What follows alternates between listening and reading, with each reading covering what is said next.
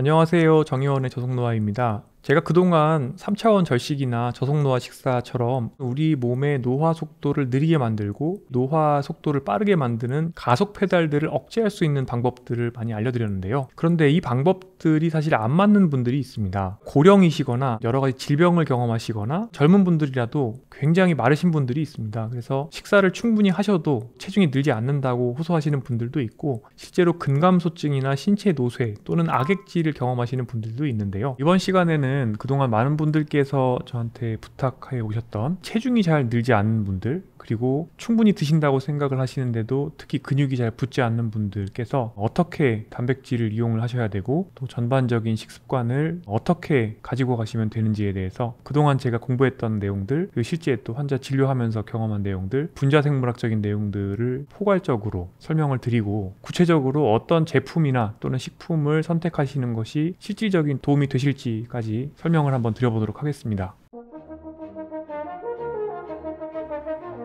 제가 그동안 영상들에서 사람의 대사에 있어서 과잉과 결핍이 발생하는 시기들이 있고, 이런 것들이 전환되는 또 시점들이 있다고 말씀을 드렸습니다. 예를 들어서 성장과 발달이 필요한 소화기에는 기초대사량보다 조금 더 많은 양의 에너지를 섭취해야 성장에 도움이 되고, 사람이 가장 활발하게 생식 활동을 하던 시기가 지나게 되면 그때부터는 성호르몬이나 성장 호르몬이 조금 줄어들게 되고 기초대사량도 조금씩 줄어들게 되기 때문에 이때부터는 대사 과잉이라는 것이 조금 더 문제를 일으키는 그런 경향성이 생깁니다. 그래서 대부분의 사람들은 약간은 단백질을 줄여서 섭취하는 게 오히려 도움이 될 가능성이 있고, 심지어 동화저항이라고 이전에 말씀드렸던 근육이 아미노산을 근단백질로 빌드업 할 수 있는 과정, 이 과정의 효율이 떨어지는 그런 문제가 없다라고 하면, 젊은 운동선수들에서는 동물성 단백질을 섭취하거나 또는 식물성 단백질을 섭취하거나 이렇게 비교 실험을 했을 때 근력이라든지 퍼포먼스라든지 또는 근성장에 큰 차이가 없는 것 같다, 이와 같은 연구들도 관찰이 되기 때문에 고단백 섭취에 대해서 우리가 너무 이렇게 집착하거나 할 것까지는 없겠습니다. 하지만 결국에는 사람에서 시스템에서의 고장도 증가되고 만성염증도 증가되고 또 인슐린 저항성이 생기게 되고, 여기에 호르몬 변화도 같이 생기면서 결국에는 제3의 대사 시기가 오게 됩니다. 이런 것들이 역시나 단백체 분석을 이용한 연구들에서도 잘 관찰되는데요. 제3의 시기가 되면 식욕이 떨어지고 또 씹는 힘이 약해지고 소화 능력도 떨어지기 때문에 전체적으로 내가 먹어낼 수 있는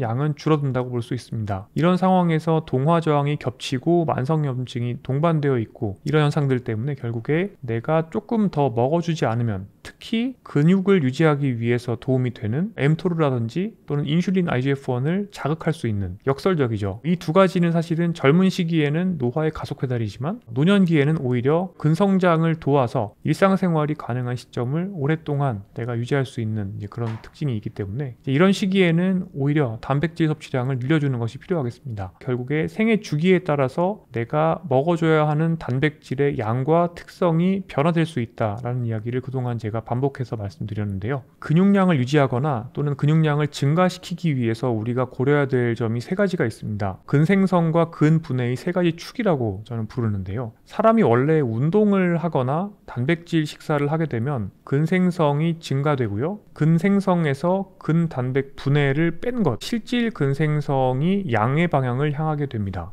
하루 3끼를 만약에 식사를 한다고 하면 근생성이 양의 방향을 향하는 시점이 3번 존재하게 되겠고요. 사람이 굶고 있거나 운동을 하고 있지 않은 상황에서는 근분해가 우세한, 즉 근생성은 줄고 근분해는 늘어나는, 이런 근생성과 근분해가 음의 방향을 향하는 결과가 나타나게 되겠는데요. 이렇게 굉장히 역동적으로 근육의 양은 매일매일 변화하고 있습니다. 여기에 영향을 주는 것이 말씀드린 것처럼 운동과 단백질 식사가 있습니다. 내가 동일한 양의 단백질을 섭취하고 동일한 양의 근육에 자극을 주는 근력 운동을 하였을 때 얼만큼 근분해가 효과적으로 억제되고 얼만큼 근생성이 효과적으로 증폭될 수 있을지를 결정하는 변수들이 있는 것이죠. 여기에는 남성 호르몬, 성호르몬, 그리고 인슐린과 IGF-1 축, 그 다음에 전반적인 나의 대사적인 상태, 여기에 더해서 나의 만성염증 상태나 앓고 있는 여러 가지 질환들, 이 모든 것들이 영향을 준다고 생각을 해볼 수가 있습니다. 그래서 이런 복잡한 메커니즘들은 사실은 생물학적인 노화가 축적되면 축적될수록 근생성을 어렵게 만들고 근분해는 취약한 상태를 만들게 됩니다. 즉 동화 저항을 만들고 한편으로는 이화, 그러니까 근육 단백을 녹여서 아미노산으로 만드는 이런 경향을 크게 만든다는 것이죠. 환자분들께서 특히 당뇨약으로 드시는 약들 중에서도 예를 들어서 메트포민 이런 것들은 우리 몸이 느끼는 내 몸속의 에너지 상태를 더 낮아 보이게 만들어서 똑같이 단백질 식사를 한다 하더라도 근생성이 덜 되는 결과를 만들어낼 수 있다, 이런 효과가 입증되어 있는 약들이 있고요. 또 당뇨약 중에 SGLT2 억제제라고 하는데 내 몸속에 피를 타고 흐르고 있는 탄수화물을 콩팥으로 버려주는, 그래서 소변으로 인위적 당뇨를 만들어주는 약도 있는데 이런 약들을 쓰게 되어도 탄수화물이 빠져나가니까 아무래도 실제 체중이 빠지면서 지방도 빠지고 또 근육도 빠지게 되겠습니다. 지금 그림에서 보시는 것처럼 근생성은 마치 기업의 현금 흐름표에서 단기 순이익과 같다고 보시면 되겠습니다. 이게 무슨 의미냐면요, 근생성이 되려면 일단 내 몸에 에너지가 충분하다라고 세포가 느껴야 됩니다. 그래서 에너지 균형이 기업의 매출액 같은 역할을 한다라고 보시면 되겠습니다. 그 다음부터 단백질도 충분해야 되고 필수 아미노산도 충분해야 됩니다. 또 근생성과 관련된 여러 가지 미량 원소들도 충분해야지 되고요. 이 모든 것들이 만족이 될 때만 근생성이 일어날 수 있습니다. 왜 그런 결과가 나오는지를 조금 더 설명을 드리겠습니다. 제가 그동안 노화의 가속 페달로서 엠토르라는 것을 여러 번 설명드린 적이 있습니다. 그런데 엠토르는 마냥 나쁘기만 한 것이 아닙니다. 사실은 우리 몸의 정상적인 면역 반응을 위해서도 필요하고 성장과 발달에도 굉장히 중요하고 오늘 말씀드릴 근성장에 있어서도 근단백 합성을 위해서 엠토르는 굉장히 중요한 역할을 합니다. 결국엔 양날의 검과 같은 역할을 한다고 볼 수가 있겠는데요. 그렇기 때문에 이제 젊어서 나의 노화가 생기는 속도를 떨어뜨리는 데는 엠토르를 어느 정도는 떨어뜨려줘야 되겠지만 근육을 만드는 관점에서 들여다봤을 때는 적당한 정도의 엠토르의 활성화가 필요하겠는데요. 이 적당한 정도의 활성화를 만들어주는 요인들이 여러 가지가 있습니다. 이 그림에서 보시는 것처럼 일단 가까운 곳에는 루신이라고 하는 게 있습니다. 루신도 가지사슬 아미노산이죠. 이 루신은 mTORC1을 직접적으로 자극해서 해킹을 하는 것과 비슷합니다. 내 몸속에 단백질이 충분하다, 내 혈관 속에 아미노산이 충분하다, 이런 신호를 주게 됩니다. 그런데 사실은 내가 섭취하는 칼로리가 부족하고 또 내 피 속에 아미노산이 절대적으로 부족하다고 하면 아무리 루신을 많은 양을 섭취한다 해도 사실은 근생성이 잘 일어나지는 않습니다. 이게 이제 스위치 같은 역할을 하는데 직렬로 연결된 스위치라고 생각을 하시면 됩니다. 이 그림에서 초록색으로 표시되어 있는 렉스라고 하는 것을 아미노산과 포도당이 자극을 하게 되고요. 또 여기서 초록색으로 표시되어 있는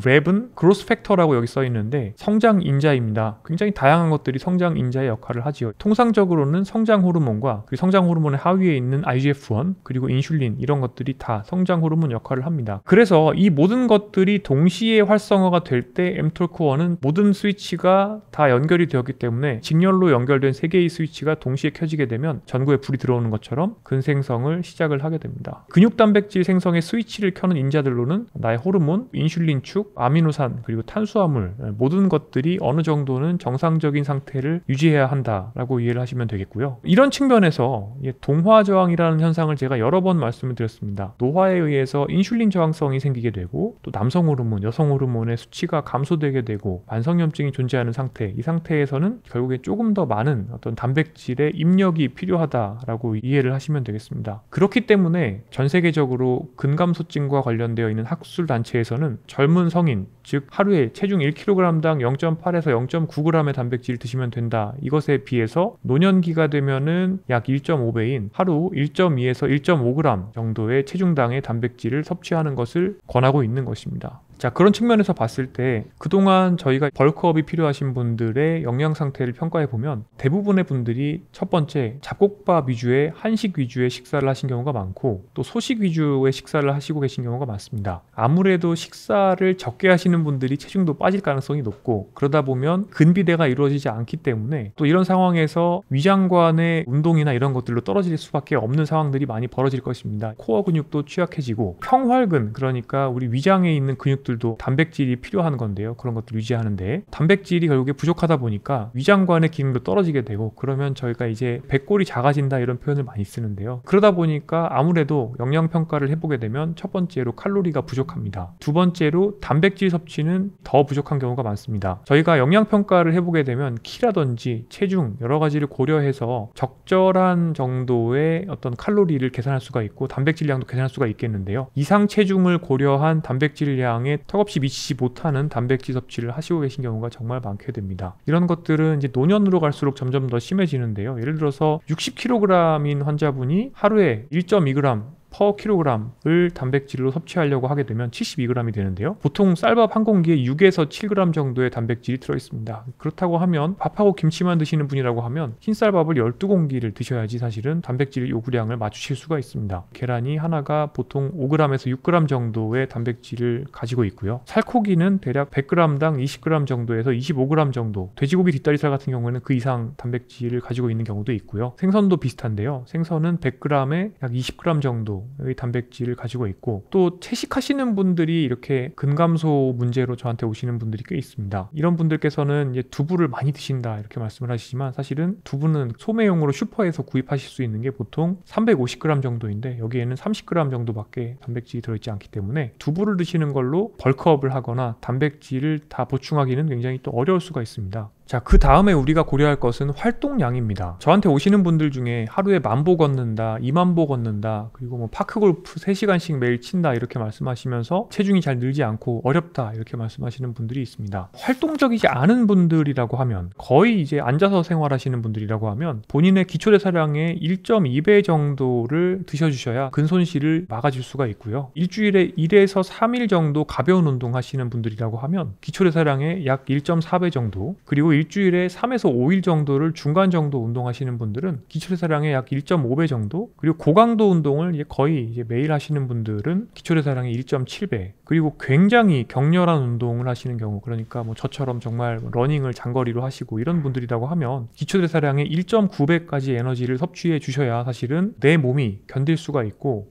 근손실을 이제 막을 수가 있는 것이죠. 그런데 여성분들의 경우에는 나이가 들면서 호르몬 변화가 생기면서 굉장히 조금만 드시는 경우가 많이 있고, 이렇게 하시게 되시면 정말 호르몬 변화 때문에 근손실은 계속 진행을 하게 되고 내 몸은 또 내가 섭취한 에너지를 지방으로만 저장을 하려는 특성이 생기게 됩니다. 결국에 근육량 유지를 위해서는 일단 에너지 섭취는 어느 정도 챙겨주셔야 된다는 것입니다. 자, 그런데 여기서 우리가 만약에 벌크업까지 하겠다, 그러니까 체중을 늘리겠다라고 생각을 하면요, 지금 제가 말씀드린 어떤 활동 개수를 곱해준 거에 더해서 하루에 한 500칼로리 또는 전체적으로 칼로리 기준으로는 한 20% 정도의 에너지 섭취를 늘려주셔야 됩니다. 그래야만 이제 체중 증가가 일어날 수 있는데, 실제 제가 진료했던 환자분의 사례인데요, 55kg 체중이시고 키가 157cm인 50세 여성이 주 3회 땀날 때까지 조깅을 3-40분 정도 하신다고 하셨습니다. 이분은 일일 에너지 소비량을 계산해 보게 되면 기초대사량이 1226kcal였습니다. 여기에 1.5를 곱하면 1900칼로리가 나오게 되는데, 만약에 이제 살을 좀 빼시겠다라고 생각을 하시면 여기에서 20% 정도를 줄여서 1500칼로리 정도를 매일 드시면 됩니다. 여기서 만약에 근력 운동을 매일 추가하시면서 체성분을 지방에서 근육으로 바꾸시기 위해서는 기초대사량인 1266kcal에 1.7을 곱해서 2180kcal를 드셔야 되고, 여기에서 체중과 근육량을 빠르게 늘리는 벌크업까지 고려하신다고 하시면 여기에 다시 20% 또는 500칼로리를 더해야 됩니다. 그러면 2680kcal를 드셔야 되는 건데요. 자, 여성분이 2680kcal를 드셔야 된다라고 말씀을 드리면 정말 아마 아연실색을 하실 겁니다. 이 사례에 나온 환자분을 저희가 평가했을 때 현재 드시고 계시는 칼로리의 2배를 드셔주셔야 되는 상황이거든요. 거의 이제 실현이 불가능하기 때문에 단백질 파우더라든지 아니면 단백질이 강화된 음식을 드시거나 이렇게 해야 드시는 경우가 굉장히 많이 있고, 실제 우리나라 65세 이상인 분들의 국민 건강 영양조사 분석을 해보게 되면 평균적으로 하루에 단백질 기준으로 봤을 때도 대략 한 20에서 25g 정도 부족을 경험하시는 분들이 많기 때문에 이 정도를 이제 보충하기 위해서 어떻게 우리가 계획을 짤지를 고민을 같이 해야 되는 겁니다.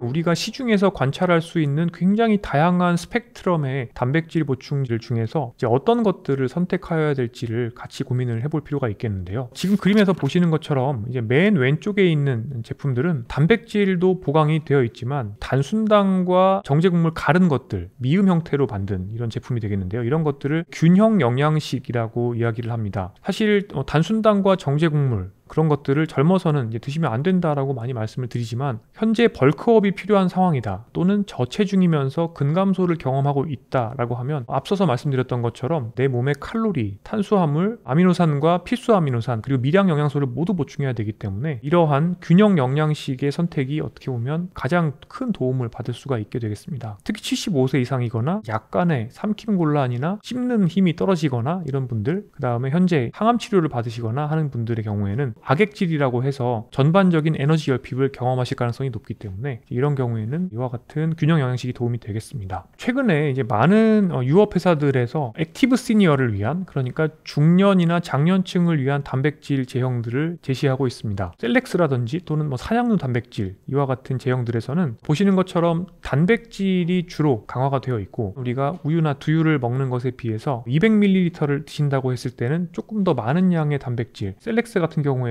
1회분이 사실은 이제 200ml가 아니라 보통 150ml로 되어 있기 때문에 약간은 양이 적게 보이겠는데요. 200ml 기준으로 봤을 때는 일반 우유를 드시는 것보다는 훨씬 더 이제 많은 양의 단백질을 드실 수가 있겠고, 특히 류신이 강화되어 있어서 이제 mTOR를 조금 자극해주는 효과가 있고, 실제 이제 임상 연구에서도 이런 것들이 이제 근생성을 자극하는 효과가 있기 때문에 이제 이런 것들을 시도해 보실 수가 있겠습니다. 이처럼 이제 당분이 어느 정도 있거나 또는 당분을 줄여놓은 프로테인 보급 제품들도 있지만, 특별히 이제 단백질 강화를 크게 내세우지는 않지만 단백질이 꽤 많이 들어있는 제품들도 있습니다. 최근에 나오는 단백 강화 두유의 경우에는 200ml 두유에 12g의 대두 단백을 섭취할 수 있도록 되어 있는 제품들이 있습니다. 지금 보시는 뉴케어 하이프로틴 또는 그린비어 하이프로틴 같은 균형 영양식에서 섭취할 수 있는 단백질 함량이 높은 그런 제품들인데요. 이런 단백질들은 대부분 또 식물성 단백질이어서 이 식물성 단백질은 사실은 또 장점과 단점이 동시에 있습니다. 식물성 단백질의 장점은 가지사슬 아미노산이 과도하게 많지 않다는 것입니다. 그렇기 때문에 나의 혈관 노화나 내 몸속의 어떤 만성염증을 증가시키는 효과가 적기 때문에 비교적 부작용에 우려 없이 드실 수 있다는 장점이 있고, 가지사슬 아미노산은 인슐린 IGF-1과 그 이하에 있는 여러 가지 생물학적 기전, 이런 것들이 이제 암세포의 생성이나 혈관 내의 염증 경화반을 잘하게 만들거나 이런 것들을 이제 가속시킬 수 있는 단점들이 있는데, 이런 것들을 조금 예방하는 효과가 있을 가능성이 있겠지요. 그런 점들을 고려해서 중장년층을 타겟으로 나와 있는 제품에서는 대부분이 이제 식물성 단백질을 함유하고 있으면서 근생성을 돕기 위해서 약간의 류신을 함유하고 있다, 이런 것들이 특징이 되겠습니다. 이와 달리 이제 우리가 좀 더 공격적으로 뭐 헬스장에서 이제 무게를 친다거나 또는 정말 내가 근생성을 빠르게 벌크업을 해야 되겠다, 이럴 때 사용할 수 있는 것들이 있습니다. 여기서는 이제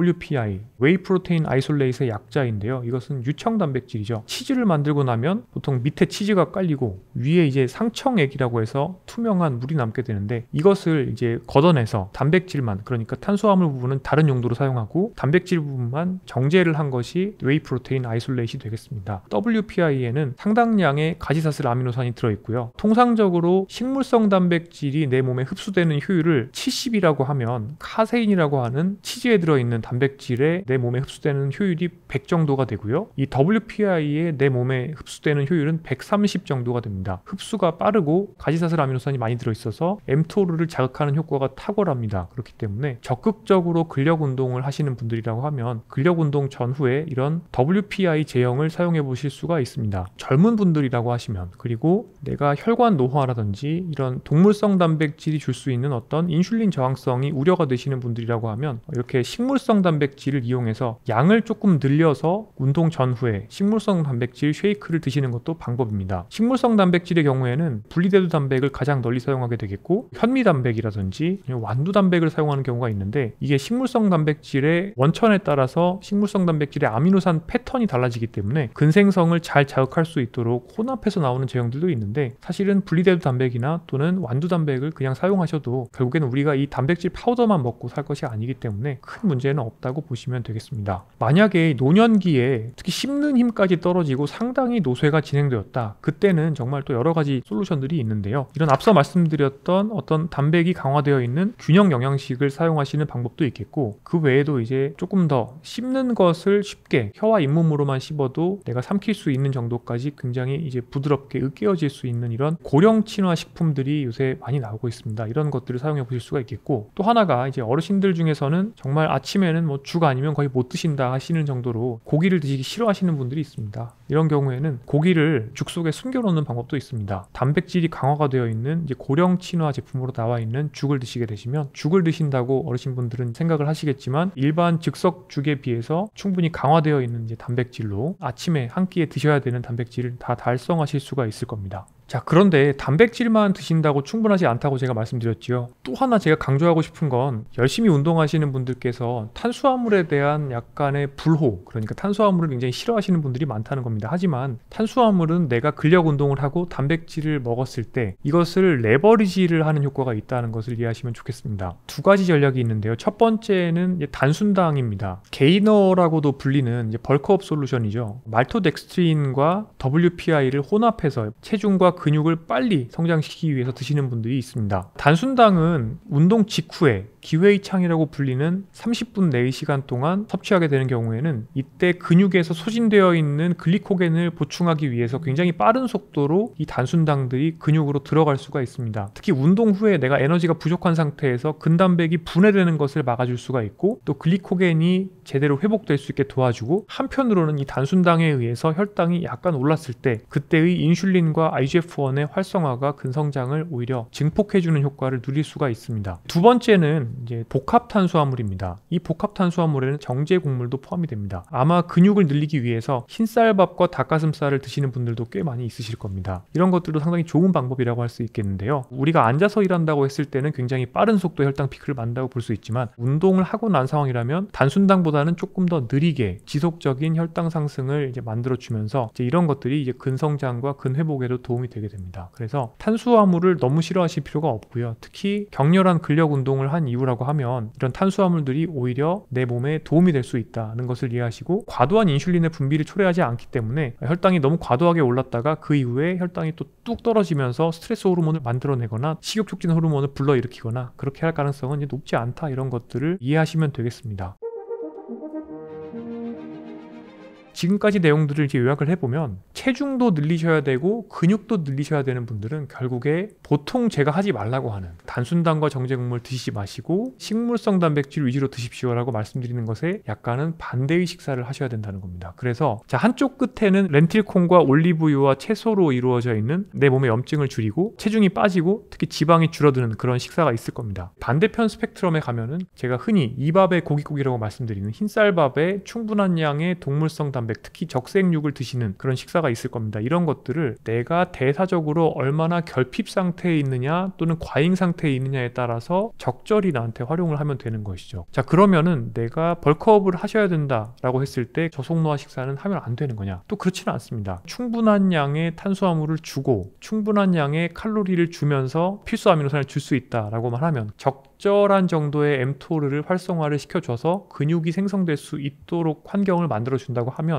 여기에 근력 운동이 만난다고 하면 당연히 벌크업이 일어나는 것이죠. 근데 여기서 또 고려해야 할 것이 있습니다. 앞서 말씀드렸던 것처럼 체중이 적게 나가시는 분들, 체중이 계속 빠지시는 분들은 배꼴이 작아져 있습니다. 저속노화 식사에 해당하시는 충분히 섬유질이 있고 이와 같은 양상의 식사를 하시게 되면 배가 너무 불러서 이거를 못 해내시는 겁니다. 그렇기 때문에 제가 균형 영양식, 그러니까 액상으로 되어 있는 단순당과 정제곡물에 단백질이 섞여 있는 이런 제품들을 오히려 쓰셔야 될 수도 있고, 제가 75세 이상인 분들이 또는 항암 치료하시는 분들이 오시면 오히려 제가 당뇨약을 올려드릴 테니까 카스테라도 드시고요, 사이다도 드시고 싶으면 드시고 오렌지 주스도 드시고 싶으면 드셔도 좋습니다, 이렇게 말씀을 드릴 때가 있는 것입니다. 여기는 굉장히 개인화가 중요하고, 건강하다고 해서 내 상황에 맞지 않는 식단을 하시는 것은 옳지 않을 수가 있겠습니다. 또 하나 고려하셔야 될 포인트가 있습니다. 바로 영양 섭취의 시간 설계인데요. 정말 많은 분들께서 점심과 저녁은 푸짐하게 드시지만 아침에는 충분한 양의 단백질을 드시지 않는 경우가 많습니다. 그리고 제가 이전에 식사에서 저는 또 아침과 점심에 거의 탄수화물을 먹지 않는다고 말씀드렸습니다. 하지만 벌크업과 동시에 특히 빠른 체중 증가가 필요하신 분이라고 하시면, 또는 여러 가지 의학적인 이유로 계속해서 체중이 빠지거나 쇠약해지고 있는 분들이라고 하면 이렇게 하시면 안 됩니다. 노년기에 실시간 단백질 합성과 분해를 본 연구들을 보면 한 끼의 단백질을 몰아서 드시는 것보다 세 끼의 균등하게 단백질을 나누는 것이 근성장을 더 도울 수 있다, 이런 것들이 연구에서 실제로 알려져 있고요. 사람의 근육의 성장을 지속적으로 지속적으로 유지할 수 있는 그런 압력을 만들어주시는 것들이 중요하기 때문에 아침과 점심, 저녁에 가급적 균등하게 단백질을 분배하시고 복합탄수화물도 아침과 점심에 충분히 섭취하실 것을 권고드립니다. 제가 앞서 동화저항이란 개념을 설명드렸습니다. 이 동화저항은 결국에 내 몸의 시스템의 고장 정도에 따라서 심해진다라고 이해를 하시면 되겠는데요. 만성염증이나 인슐린 저항성, 노화에 따른 호르몬 변화, 모두 다 결국에는 내 몸이 얼마나 생물학적으로 노쇠해졌는가와 밀접한 관련이 있습니다. 이 동화저항을 직접적으로 개선할 수 있는 방법들도 있습니다. 예를 들어서 밤에 잠을 안 자서 스트레스 호르몬이 내가 올라가 있다라고 하면 동화저항이 심화됩니다. 술을 마시면 동화저항이 악화됩니다. 술을 마시게 되면 내 몸에 염증이 올라가게 되고 내 몸에 활성산소가 높아지게 되기 때문에 실질적으로 가속노화가 일어나거든요. 중추신경계 측면에서도 술을 마시게 되면 스트레스 호르몬이 증가됩니다. 쥐에서 뇌 내부에 미량의 알코올만 주사를 하더라도 그 쥐는 근생성을 하지 못한다는 연구 결과가 있습니다. 그렇기 때문에 술을 줄이는 것은 굉장히 중요합니다. 비슷하게 동화저항을 만드는 것으로는 담배가 있습니다. 담배 피우시고 운동하시면 정말 아무짝에 쓸모가 없습니다. 담배는 비정상적인 활성산소를 굉장히 급격히 증가시키게 되고요. 또 만성염증을 심화시키고 혈관 건강을 나쁘게 만들고요. 이 모든 것들이 동화저항을 악화시킵니다. 그래서 술, 담배가 좋지 않다는 것이죠. 평소에 스트레스 관리를 잘 해주시는 것도 굉장히 중요하겠는데요. 충분한 신체 활동과 어느 정도의 또 이완 이런 것들도 필요할 겁니다. 근력 운동을 꾸준히 하게 되면 근력 운동과 관련되어 있는 기계적인 수용체들이 내 근육세포 내의 생화학적인 변화를 초래해서 동화저항을 직접적으로 개선해 줄 수가 있고요. 일종의 연료라고 볼 수 있는 아미노산을 내가 감지하는 효율성을 좋게 만들어줍니다. 그래서 근력 운동도 필요하게 되겠습니다. 또 하나 동화저항 개선하는 방법이 있는데요. 루신이나 또는 루신의 대사산물이라고 할 수 있는 HMB와 같은 아미노산을 섭취하게 되면 직접적으로 mTOR의 민감성을 높일 수가 있습니다. 자, 결론적으로 말씀드리면 고단백 섭취나 전반적인 생활습관의 개선은 동화저항을 좋게 만들어줄 수가 있겠고요. 그렇게 동화저항이 개선되게 되면 근성장의 효율성은 점점 더 올라간다, 이렇게 이해를 하시면 되겠습니다. 간혹 저한테 오셔서 단백질도 충분히 먹고 있고 총 열량의 측면에서도 충분한 양의 음식을 드시고 있는데 그럼에도 불구하고 근성장이 되지 않고 계속해서 지방만 늘고 있다, 이렇게 말씀하시는 분들도 많이 있습니다. 그렇지만 앞서 말씀드렸던 것처럼 결국엔 내 몸의 동화저항, 얼만큼의 에너지가 제대로 근육으로 들어가는지 이런 것들이 나의 포괄적인 생활습관과 밀접한 관련이 있는데요. 실질적으로 근력이나 근기능을 개선할 수 있는 방법은 현재까지 알려진 것은 오로지 근력 운동밖에 없습니다. 무슨 이야기냐면 단백질을 섭취하는 것은 또 근력 운동의 레버리지 효과가 있을 수는 있습니다. 하지만 전혀 근력 운동을 하지 않고 있는 상황, 그리고 주로 앉아서 생활하시거나 걷기 정도만 하시는 분들께서 갑자기 단백질 영양제를 드신다거나 닭가슴살을 많이 드시거나 열량 섭취를 늘리신다고 해서 근성장이 갑자기 되거나 누워 계시던 분들이 일어나셔서 걸어 다니시거나 또는 뛰어 다니시기는 어렵다는 것을 의미합니다. 그렇기 때문에 오늘 말씀드릴 내용들을 종합적으로 고려하셔서 식습관을 포함한 전반적인 생활 습관과 그리고 단백질 섭취까지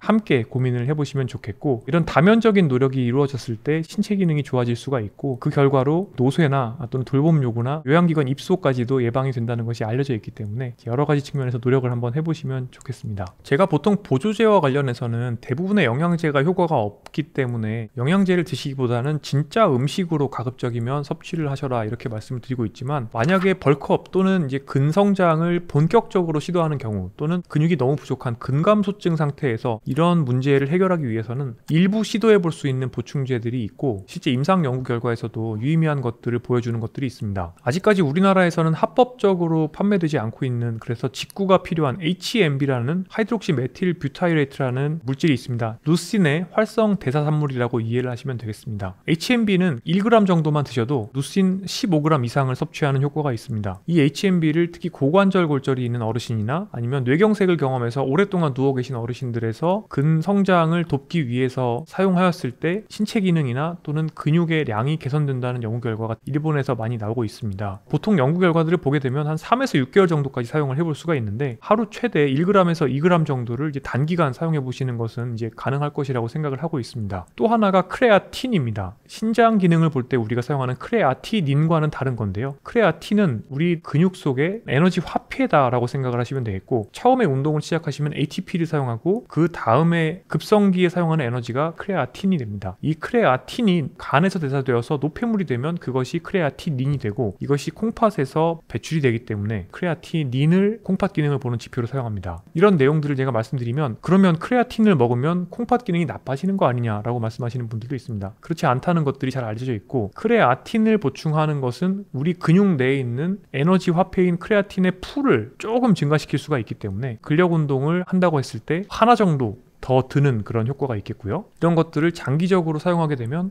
약간의 퍼포먼스 증가, 완전 통계적으로 유의미한 그런 극적인 증가는 아니지만, 예를 들어서 데드리프트를 하나 더 들어서 근성장을 조금 더 가지고 갈 수 있는 정도의 도움이 된다, 이렇게 연구 결과가 있기 때문에 크레아틴의 경우에는 하루에 3에서 5g 정도를 복용해 볼 수가 있겠는데요. 이런 것들은 정말 그냥 보조제이기 때문에 음식이 가져다주는 총 칼로리라든지 탄수화물이라든지 또는 단백질, 미량원소 이런 것들보다는 중요도는 아무래도 좀 떨어진다라고 보시면 되겠습니다. 또 하나 흔히 질문 주시는 내용 중에, 저는 만성 콩팥병이 있습니다. 그래서 만성 콩팥병의 경우에는 단백질을 적게 먹어야 된다라고 교육받았습니다. 그러면 선생님이 말씀하시는 내용과 상충되지 않나요? 라고 질문하시는 분들이 많습니다. 최근에 신장과 관련된 여러 학회에서 근육의 건강과 콩팥의 건강을 이제 동시에 잡을 수 있는 방법이 없을까 고민을 많이 하기 시작했습니다. 그런데 사실은 만성 콩팥병의 결과로 투석을 하시게 되시면 투석 과정에서 결국에 아미노산이 많이 빠져나가게 됩니다. 그리고 투석하시는 분들은 굉장히 많은 경우에 신체 노쇠와 근감소증이 같이 있는 경우가 많습니다. 그렇기 때문에 요즘에는 이제 콩팥 관련 학회에서도 저희들이 이제 노년기에 1.2g에서 1.5g의 단백질 섭취를 권고한다고 말씀드렸는데, 이 정도의 단백질 섭취는 문제가 없을 것 같다. 이게 장기간 관찰한 대규모 임상 연구가 아직 없기 때문에 확정을 하기는 어렵지만 이 정도까지는 별 문제가 없을 것이라고 생각되기 때문에, 과거에는 만성 콩팥병을 앓으시는 분들은 하루에 체중 1kg당 0.8g, 그러니까 젊은 사람들에서 이 정도를 드시면 근육의 건강이 어느 정도 유지됩니다 라고 우리가 얘기하는 그 정도의 단백질 상한을 제시하였었는데, 지금은 조금 더 단백질 상한이 많이 완화되어 있다라고 이해를 하시면 되겠고요. 그래서 내가 3단계나 또는 4단계 투석 전에 이런 콩팥병이 있다고 했을 때 너무 단백 제한에 대해서 이렇게 집중을 하실 필요는 없겠고요. 실제 현재 그럼 투석을 하시는 분이라고 하면 투석에 의한 단백질 손실이 있기 때문에 이제 오히려 고단백 섭취가 필요할 수 있습니다. 그래서 투석을 받는 분들이거나 또는 만성 콩팥병이 상당히 진행한 분들이라고 하면 병원에서 영양사 선생님께 부탁을 드려서 영양 상담을 한번 받아보시는 것도 좋겠는데요. 아마 큰 병원 다니시는 분들이라고 하면 담당 주치의 선생님께서 이렇게 영양 상담 처방을 해주실 거고요. 그 후에 영양사 선생님들께 내가 지금 적절한 정도의 단백질을 먹고 있는 건지 이런 것들을 이제 검토를 받으시면 되겠습니다.